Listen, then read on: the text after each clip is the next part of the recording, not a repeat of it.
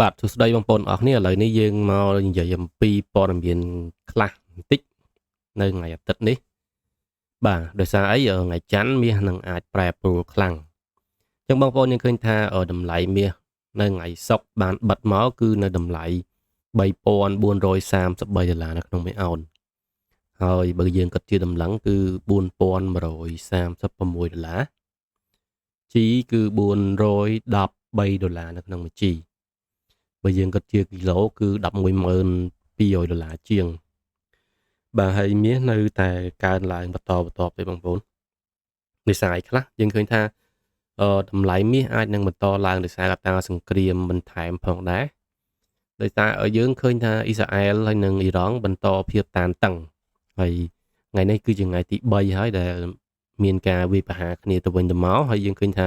មានមនុស្សស្លាប់ជាច្រើនហើយការវាយប្រហារនេះគឺប្រើដោយគ្រាប់មីស៊ីលហើយនិងដ្រូនផងដែរអញ្ចឹងមានអ្នករបួសហើយនិងអ្នកស្លាប់ច្រើនបន្ទាប់មកយើងឃើញថាតម្លៃប្រេងគឺមានការកើនឡើងជាង7%ឯណោះអញ្ចឹងច្រើនណាបងប្អូន7%តម្លៃប្រេងឡើងមាស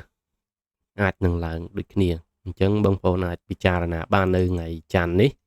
យើងអាចព្រលឹមឡើងយើងនៅមើលផ្សារសិនទៅហើយចាំយើងគិតពិចារណាថាគួរតែទិញភ្លាមឬក៏ចាំឲ្យវាចុះមកល្មមចាំយើងទិញបាទហើយសម្រាប់ការព្យាករណ៍ទឹកក្រួយមាសប្រហែលជាអាចនឹងឡើងទៅដល់$3,500នៅក្នុង1អោននោះ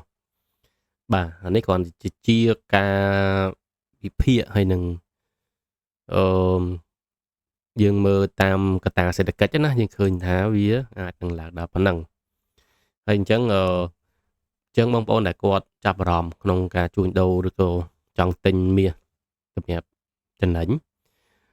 បងប្អូនអាចសួរនាំខ្ញុំបានហើយបើយើងត្រេះតាម forex ឬក៏ការត្រេះតាមទូរស័ព្ទតាមធនាគារនេះវាងាយស្រួលជាងយើងទិញមាសគីឡូមាសគ្រឿងមាសអីចឹងណាបាទហើយសម្រាប់បងប្អូនដែលគាត់ចង់សិក្សាស្វែងយល់គាត់អាចសួរនាំខ្ញុំបានគឺអត់ដោះលុយទេហើយមួយទៀតគឺមានភាពងាយស្រួលអត់ត្រូវចំណាយពេលច្រើនហើយសុវត្ថិភាពហ្នឹងហើយអញ្ចឹងបងប្អូនដែលគាត់ចាប់អារម្មណ៍អាចតាក់ទងតាម Telegram របស់ខ្ញុំបានបាទអញ្ចឹងខ្ញុំមានតែប៉ុណ្្នឹងអរគុណបងប្អូនទាំងអស់គ្នា